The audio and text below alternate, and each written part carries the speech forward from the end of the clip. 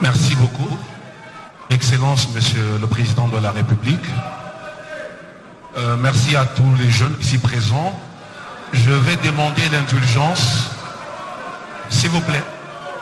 Ce dont je veux parler, il s'agit de plusieurs sommes d'argent qui doivent bénéficier à la jeunesse congolaise. Alors, je me donne le privilège, avec tout le respect possible, pas seulement de poser la question, mais d'exposer le problème et de demander la résolution juste après. Chère Excellence, Monsieur le Président, avec votre respect, je fais partie de ce club dont vous venez parler tout à l'heure. Je m'appelle Don Israël Hubert Mbouyi. Je suis porte-parole du Club national des sous-traitants. Parce que vous venez d'évoquer cette question de la sous-traitance dans le secteur des mines. Ainsi, je vais aborder pour vous exposer réellement ce qui se fait. Prière de chers camarades. S'il vous plaît. Allez-y, je vous écoute. S'il vous plaît. S'il vous plaît. S'il vous plaît. Allez-y. Monsieur le Président, je vais aborder dans le même sens que ma conscience qui a quitté ici. Vous nous aviez promis de créer une classe des millionnaires congolais. Cela n'est possible au travers la promotion de l'entrepreneuriat. Mais il se fait que de chiffres que nous avons, parce que moi-même je suis entrepreneur et acteur, la sous-traitance aujourd'hui au Congo, c'est une affaire de 7 milliards de dollars l'an. S'il vous plaît, je répète, 7 milliards de dollars l'an. Mais ce n'est pas normal, Monsieur le Président. La sous-traitance congolaise fabrique chaque jour un millionnaire sud-africain, un millionnaire chinois, un millionnaire australien, un millionnaire français. Et j'aimerais que les jeunes disent ici, ce n'est pas normal. Monsieur le Président, pourquoi? Parce que ces Moko, Zijin, Sikomine, Ivanoé ont décidé de ne pas respecter la 17/001 de février 2017. Ils ne respectent pas nos lois. Ce sont des partenaires, ils viennent dans notre pays, ils prennent le beurre et l'argent du beurre, alors que la jeunesse ici n'a absolument rien, Monsieur le Président. Monsieur le Président, parce que vous en aviez parlé, s'il vous plaît, parce que vous en aviez parlé, je serais malhonnête de dire que tout le monde ne fait pas mieux. Une mention spéciale pour Kamoa actuellement, qui essaie de se démarquer, d'où il y a les quelques millionnaires dont vous parlez.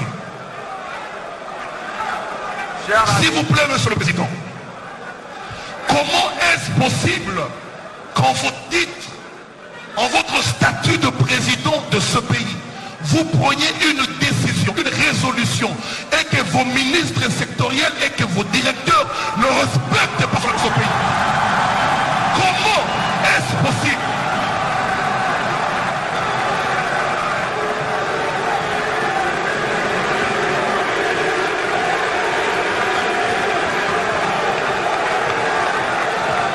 Oui, Monsieur le Président, je parle de la réunion du Conseil des ministres du 5 juin de cette même année.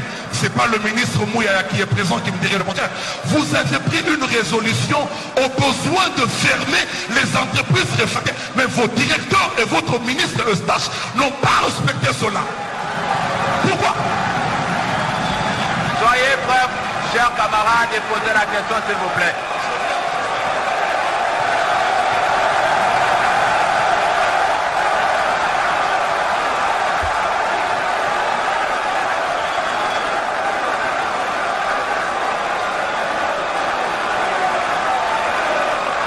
Monsieur le Président,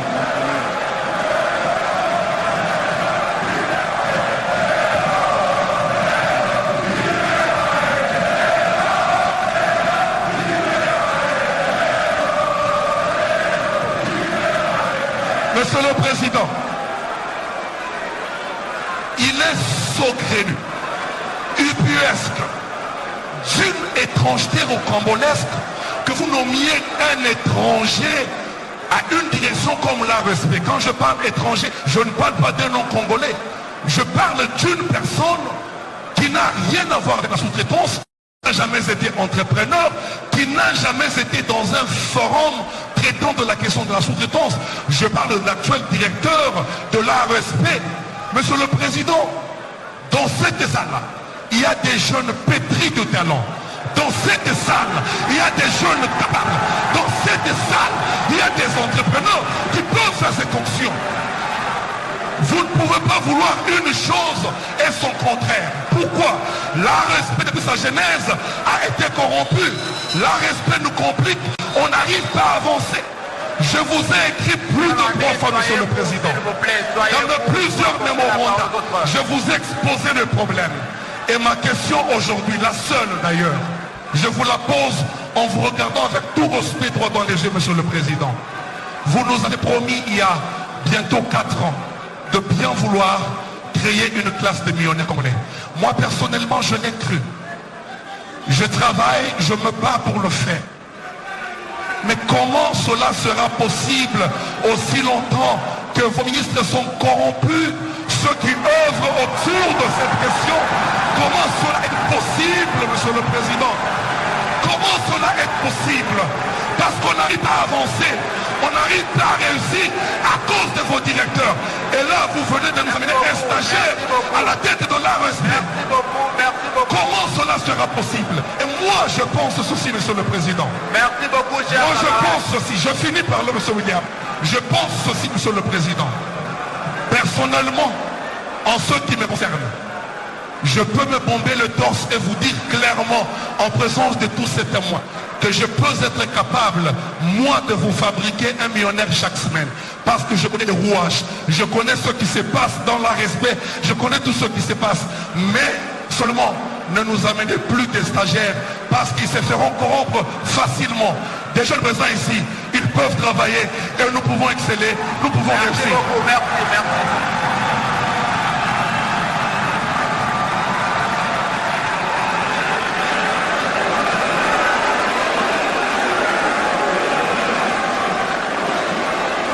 Merci beaucoup, chers jeunes. Gardez votre mal en patience. Et nous voulons s'il vous plaît, chers camarades jeunes, laissons à l'autorité, le président de la République, de pouvoir répondre à votre préoccupation. Excellence. Chers compatriotes,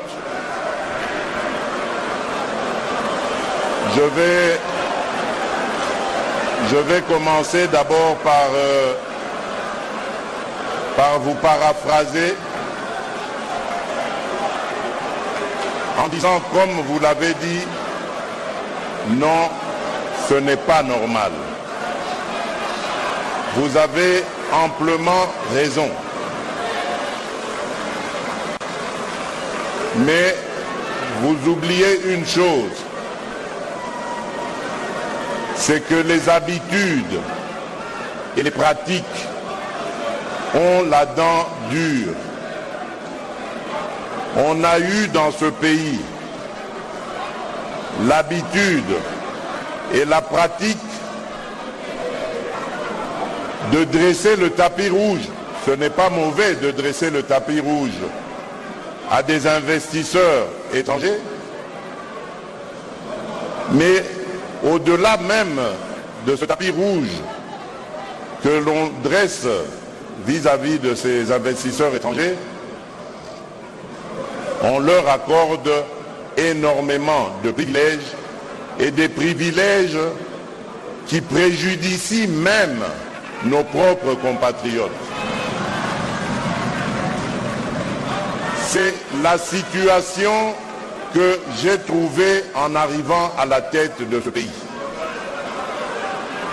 Et lorsque je vous dis que les habitudes et les pratiques ont la dent dure, c'est que depuis 2019, je me bats contre cette injustice et malheureusement je rencontre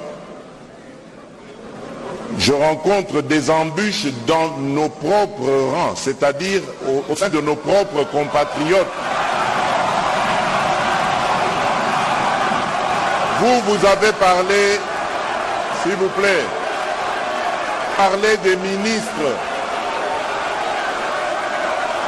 Vous avez parlé des ministres, mais laissez-moi vous dire que même les ministres sont butés à la même chose que moi.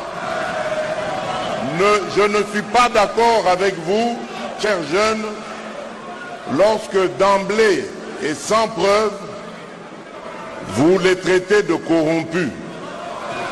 Apportez-moi, vous qui avez l'information, apportez-moi la preuve de leur corruption et je vous garantis qu'ils ne feront plus partie du gouvernement.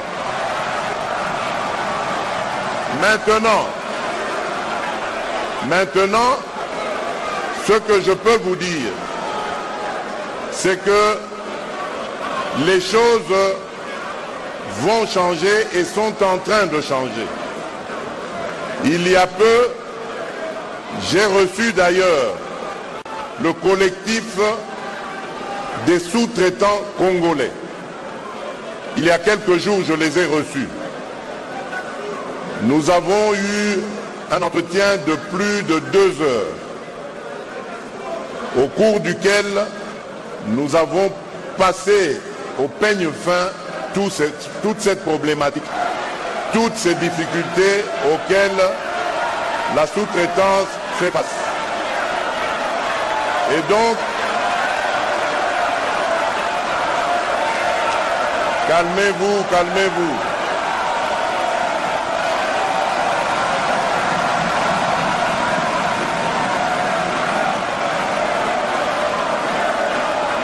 Voilà.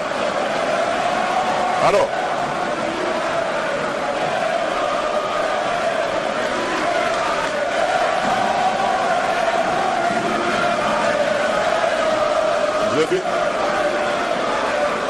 je suis là pour vous écouter.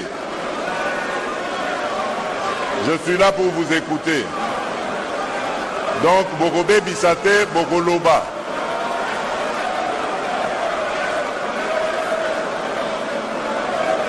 Voilà.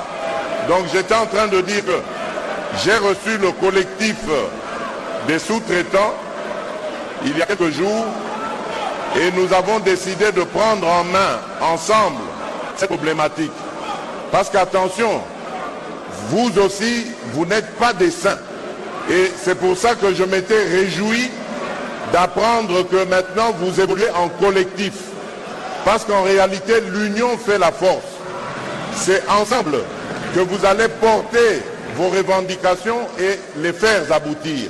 Mais lorsque vous laissez à ces entreprises, à ces investisseurs, le soin de vous diviser et de commencer à travailler avec les uns et en ignorant les autres, c'est à ce moment-là que vous affaiblissez votre dynamique, votre collectif, et que vous entraînez évidemment votre combat dans un pis-aller.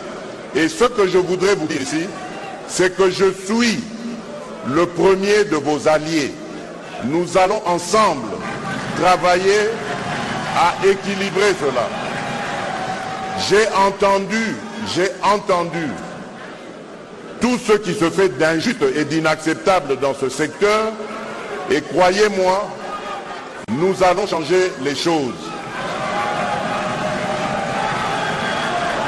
À dater d'aujourd'hui, regardez-moi faire dans ce domaine et vous allez voir que nous allons engranger des résultats. Je suis d'accord avec vous. Il y a moyen de créer des millionnaires chaque semaine. Il y en a déjà, mais il en faut encore plus et ce sera possible. Nous allons travailler ensemble et nous le réaliserons. Je vous remercie.